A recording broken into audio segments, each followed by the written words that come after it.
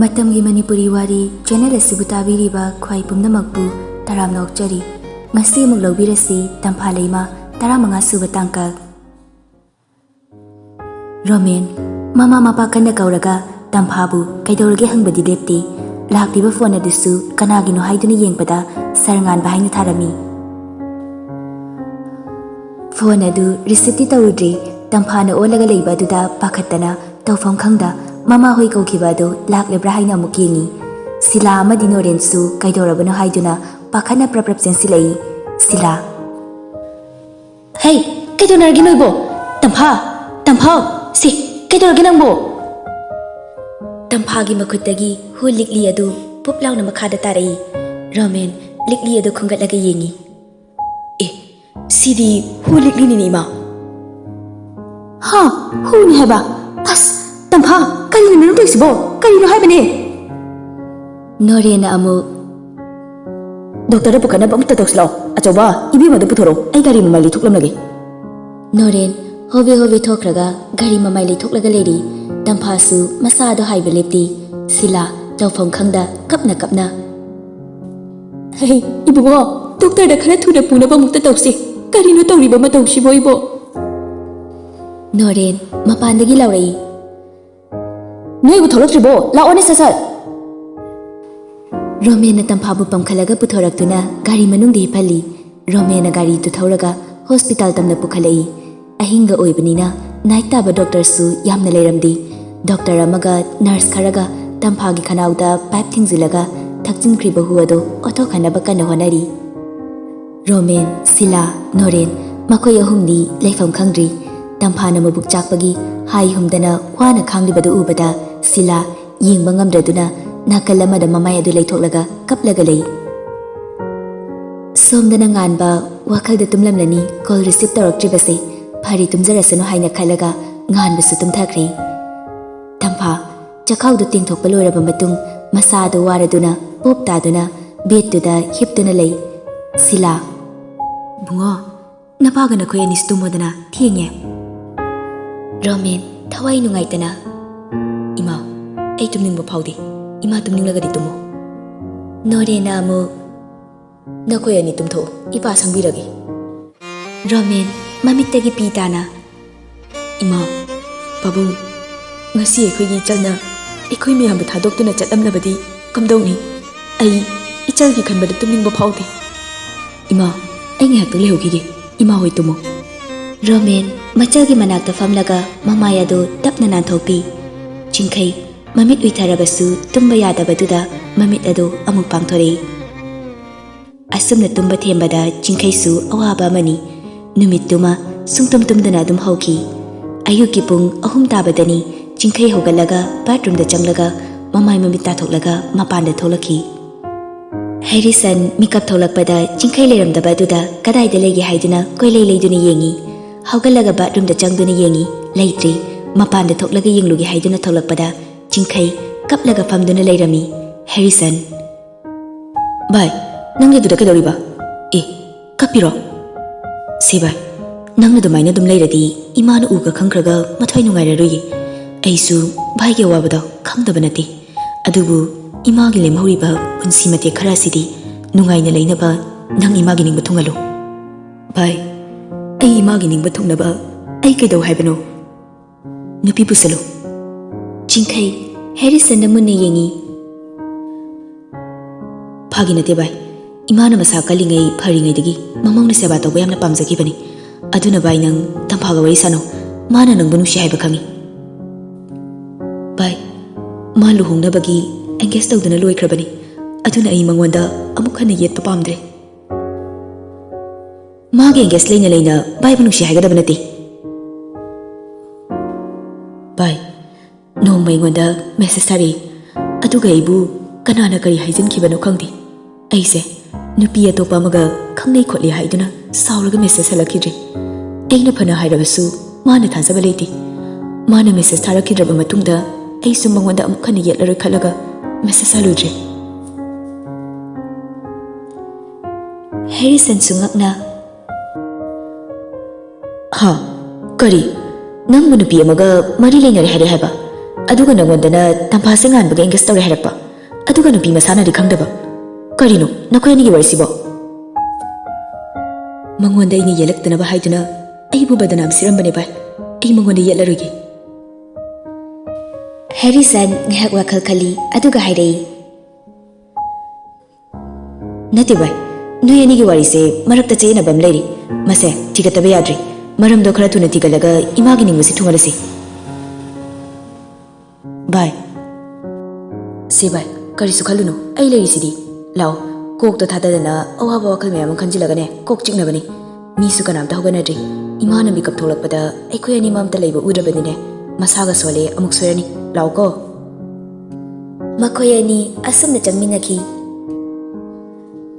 ayuki pung 10 taba matamni Tampha yumda putharaktuna phamungdi hipli Tamphagi manakta mi amata leitragadi mi leitabagi tanja yenglaga kari amuk tawrakadabano khanduna Roman Tamphagi manaktagi hendoklamdi Sila chak thongli Tamphagi tongana achamben sang thongbaduda makhoigi siyawna dum thongjili Sila chak loiraduna Tamphagi saruk adu magi kada pusilai Hogatri baby madia Hoima hogatri ngaktam pothaja kisanima Haudoklaga chakse sabung tawringai sida khara pizza horasi Ma khara ingtharaga pizarasi ado chakhawgi guli hana pizza da yakiroi Mama ga babungane wari sanaringai Tampha tapna mamit ado pangthorei Silana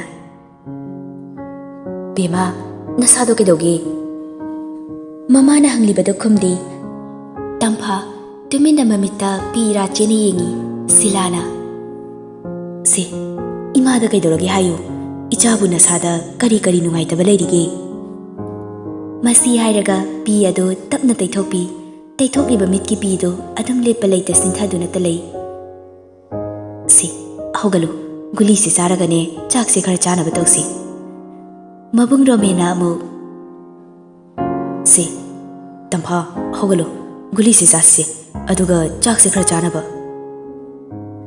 Roman Tamphabu kitang sogat piraga monda nga thalaga guli adu bizabi Se chakse khara muk chase Tampha chaning de haiduna manga khairei Nangbu chakse sarabadi nasado phararui se khara chase tamu inbius inbirakese Roman chak adu totlaga chakhom pitak tawrage ili chakhom ani ahum surakpadagi chaning ri ui haiduna chadri Sila Bungo Nangsu nangi babunga punna chakto chathokluro ima ko na charage Yarni ma ima na chabiruro ai ko na charage Handakti Tampha tapna khumlai Punna chathokminaruro Hore nei di ko na charage chalo ima babunga chathokminaruro ima chaba loiraga Tamphagi manakta muk leibiro aduga ai mu charage Hoi adudine ima hoi charukige ko Masi hairam laga thokri Tamphasu tapna mukhip thaduna mabungna blanket apabadu masapsanbi Jingkai hoisu yumda kumnabagi phiro loishili Harrison Bye salo shilo pungsi thengini Phiro loishinba loireduna taxi amada tonglaga airport tamna lai pung 5 tabada Imphal da thunglei adudagi gari ama reserve waraga yum tamna lakpada pung 6 ti tare patibu jingkai na pamlaga imungda pushilaga tapna hipali Harrison pochei singado gari dagi lautharaga imungda loina thangjinbirami Harrison sor sang hondoklaga Bye ai hore nang lage ado ai yum phawdani yorukige Hoi bye su waramlani laktra siarida ngasigidi yumda dum botharo Hoi bye su waramlani laktra siarida ngasigidi yumda dum botharo Yare aina lakani hari lani wayam na nganganu ima dudumne phajana senarmo ai chalage ko Jingkai tuminna leptuna Harrison chatkibado haifet yenglamlaga imungda changki Numidang pung 9 taba matamni Kabita Tamphada call tore Kabita di Tampha hu thawi khangdabanina chumna sum wa nganglei Kabita Nangbu kaidorige chaka charabo Chari nangdi Aima kaino sidoro bima bokel gadubu khara laung ngam ngamjadrabo Romena phone ado Tamphadagi lauraga nakongda thammi Kavita Tamphana phone paibai ningduna hairi. Tampha sarngan bana nangga unanaba mukta silona adum hai lere. Adu nangbu kamai tawse harino nangbu nasado pharabo. Roman Kavita gi wadu taraga Tamphada muna yengduna hairi. Kavita aini Tamphagi mabungni. Hairi ba wadu da Kavita di ngakna. Ha tamo kari haige. Masi hairaga wakhalda as jobi masi nupi sideba aidi mana phone pairi winning luri. Nang school suti leba numita ikoi da mutala udana. Hoi lake adu tamo kari lerage. Sumwari masana sena tawbani. Adu Tampha sungarang. Wa adu haiba loidringaida Tampha hu thakli haibada haidokanu haina tapna hairei. Roman Tamphana hairunu hairakpaduda tumina second manga taruk lei. Kavita chingnarap tawna. Tamo Tamphabu kaidorage. Kaisi tawdida. Aikoi Tampha singarang hospital da pukhatluina haigi tawbani. Oh ado mabu khara fatribo. Kharabudi fare aduda chaba thakpasidani. Chadradi karaidagi masa phagalaktoino. Mangondasu adu hairabani. Ado aikoi Tampha umpa halage ko. Phone ado Tamphada pisilamnaga Tamphagi kadudagi thokre. Tampha tapna. Hello. Nangbu chakam ta chadrabo. Doctor chali khole kainaga amatta hairak monte ba ha. Adu phajarkrebi nasakto pungmang mangjani. Ado ai hauji chopi bima. Ha kamaina. Nangna nabung pahalake hairak tabanina aidi nangna phone paibu ningdana ne. Sarngan bana nanga muktang unanaba silo adum hailere kainaga hairuni bima. Tampha no fit tawraga. Nang sachindo kharaga bokpoi yaroini. Masi hairaga Tampha Kavita da nganbaga mage engage tawre hairibadu kanano haibano haina hangi khali. Adubu Tamphagi wakhalda phattana pudabaduda Kavita na oiramdrabadi mana muk nungai kire khanduna hangdri. Kavita ado nasasu phadribanina kona tapna unaro haikrage ko. Kavita ai kanaga sunaba pamdi. Sarngan badusu ai wakhal thadona khara haiko. Mana nang yari Kavita ai ngahak to pothagi nang sarno mangonda aina haiba wafamdo nangna khara haibiko. Masi hairaga phone adu thamki. Aima phone ga thamkri masing pise. Tamphana haibadubu hausik sarngan bada hairasirane. As haying school da hairageda. Adu Tamphagi mabungna aiga wari kra sanase hairisibu kari wari orazano. Hoida moida jalakanda khangba haiduni. Harrison chingkhaigi yumda laktuna patigi manakta famlaga lei.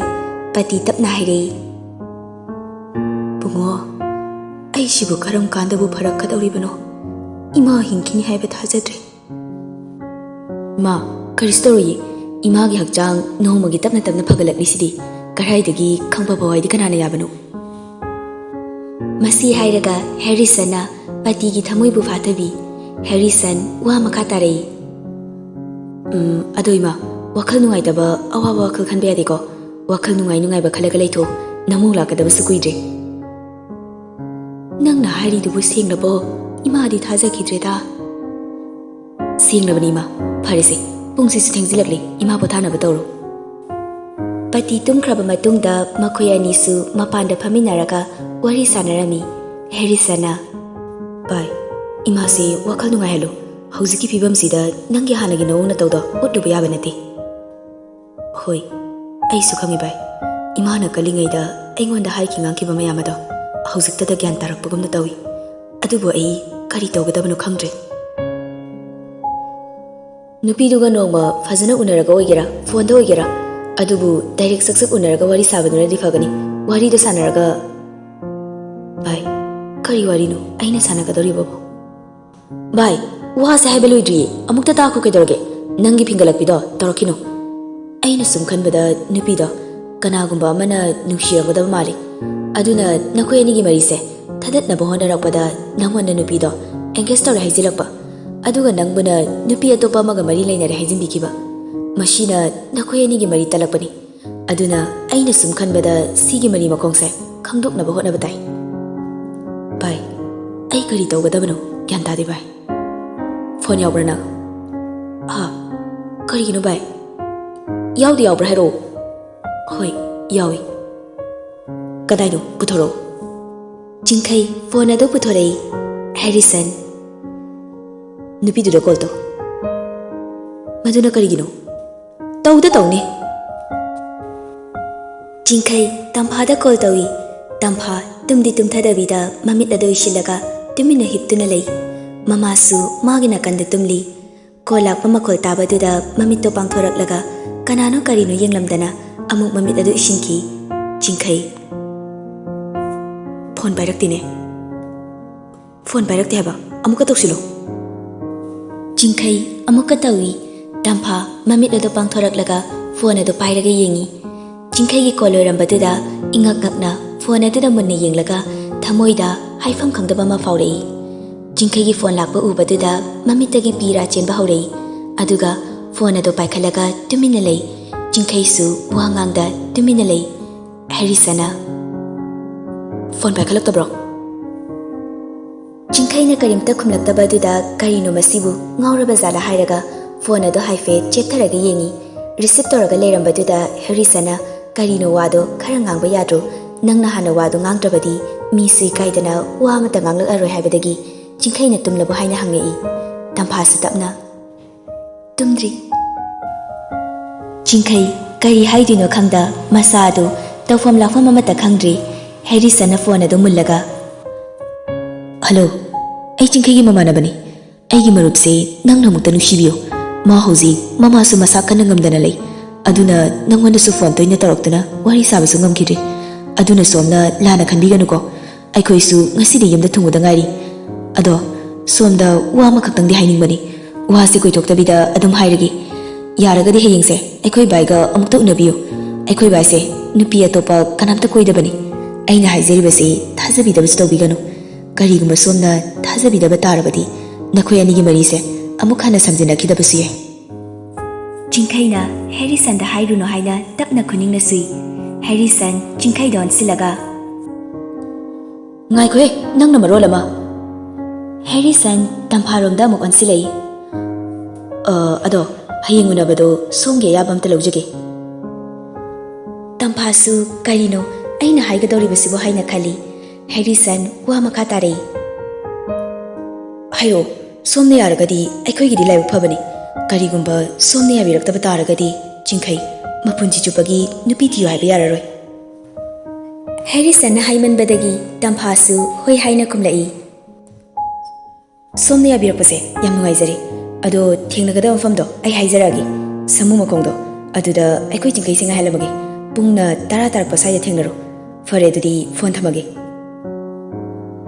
masi hairaga phone ado fathamki Harrison hauzik aina haikibasingdo loina ta horaba natro ado hayeng warido lekhai tana fazana sanaroko madu yaroye bai karigi yaroidorino sida ima masa ngamdana leiraga aina kamaina nupi unaba chatoino hoi magidine nang karisu khanuno ai leri nangi wadudum lekhai tana bori sanaro ado mai pakhalaktabdi yadabani ko masi hairamlaga Harrison imungda changkhri Jingkai gi wakhalda